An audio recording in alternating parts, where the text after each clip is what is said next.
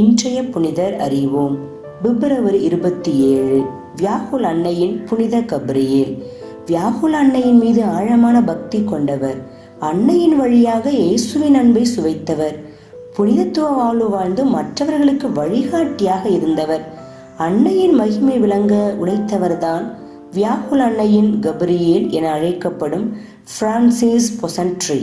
இவர் இத்தாலி நாட்டில் அசிசி நகரில் வசதியும் மதிப்பு மிகுந்த குடும்பத்தில் சாந்தோ ஆக்னஸ் இவர்களின் 11வது குழந்தையாக 1838 மார்ச் 1 பிறந்தவர்.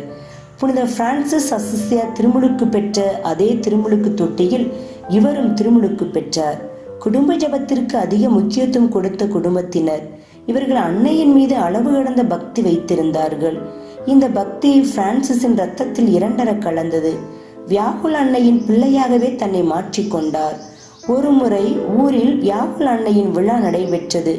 அன்னையின் திருவுருவம் பவனியாக எடுத்து வரப்பட்ட போது அவர்கள் குடும்பத்தினரும் பங்கு கொண்டார்கள்.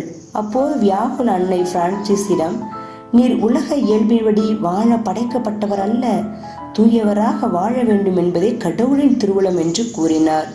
அந்த இரவுதான் அவருக்கு திருமணம் நிச்சயம் நடைபெற இருந்தது.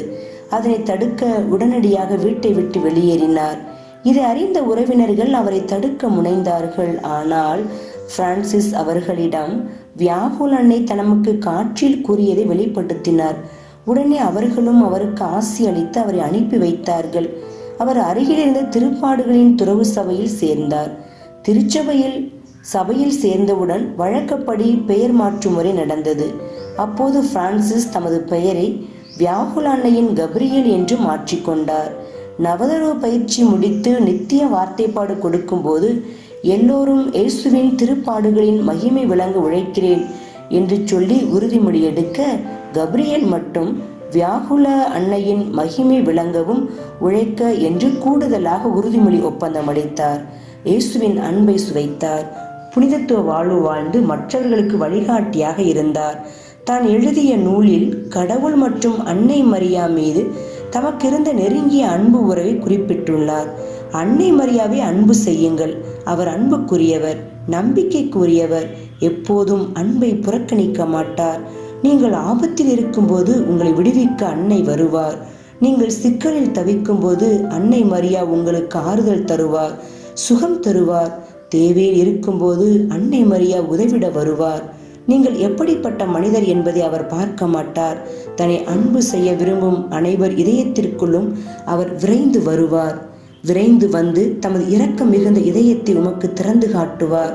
உம்மை ஆற தழுவுவார், உம்மை ஆறுதல் படுத்துவார், உமக்காக பணிபுரிவார். நிலைவாழ்வுக்கு நீ செல்லும் போது கரம் பற்றி அவர் உடன் நடப்பார் என்று எழுதியுள்ளார். அன்னையின் மீது அளவற்ற பக்தி வணக்கம் செலுத்தி வந்த கப்ரியேல் காச நோயால் பாதிக்கப்பட்டார். தமது 24வது வயதில் 1862 பிப்ரவரி 27 அன்று இறைவனின் திருவடி சென்றார். திருத்தந்தை 10ஆம் பத்திநாதர் 1908 மே 31 அன்று இவரை அருளாளராக அறிவித்தார். 1920 மே 13 அன்று திருத்தந்தை 15ஆம் ஆசீர்வாதப்பர் வியாகுல் அன்னையின் கப்ரியேலை புனித நிலைக்கு உயர்த்தினார். புனிதரிடமிருந்து கற்போம். நாமும் அன்னை மரியா மீது ஆழமான பக்தியும் நம்பிக்கையும் கொண்டு வாழ்வோம்.